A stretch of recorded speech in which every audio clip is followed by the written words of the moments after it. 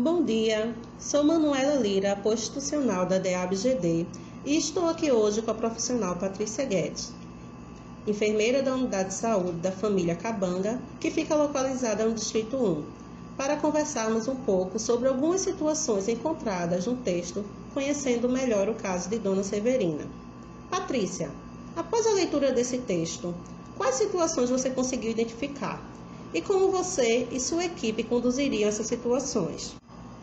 Bem, no caso Dona Severina, a gente pode perceber algumas situações, como por exemplo, a recepcionista, ela não conhecia o ACS da área.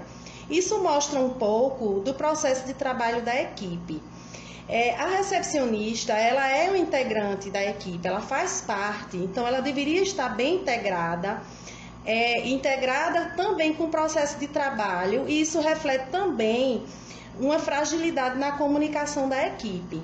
Um exemplo de como a gente poderia melhorar um pouco essa questão do processo de trabalho é se a equipe colocasse, por exemplo, uma lista das ruas por ACS na recepção. Então, ela teria uma facilidade no caso de dúvida. No momento que ela fosse fazer o acolhimento ao usuário, ela poderia recorrer à lista para poder ter realmente a certeza se aquela rua pertencia ou não ao território. Outra situação que a gente percebe é em relação à gestante, porque havia uma gestante no território que ela não era cadastrada pela unidade, mas que ela estava temporariamente naquele domicílio. E aí a gente percebe que, embora a gestante ela não seja da área, ela pode sim ser acolhida pela equipe e a equipe pode avaliar e ver as necessidades daquela gestante, se a equipe poderia fazer algum atendimento ou se de repente poderia referenciar. Até porque no próprio sistema que nós utilizamos, que é o eSUS, existe essa possibilidade de você fazer o atendimento e fazer o registro, né? Porque tem lá no eSUS que a gente pode fazer o registro fora de área. A outra situação que a gente percebe é em relação às visitas domiciliares, né? Existiam duas situações lá distintas. Uma delas era em relação a uma hipertensa que era compensada e que ela recebia visitas mensalmente, e que tinha Dona Severina, que era acamada e que ela não recebia visita há 3 meses. Então, isso mostra a importância da atualização dos cadastros, a importância da visita do agente comunitário de saúde e mostra a priorização que o ACS precisa fazer das famílias que têm a maior risco e vulnerabilidade.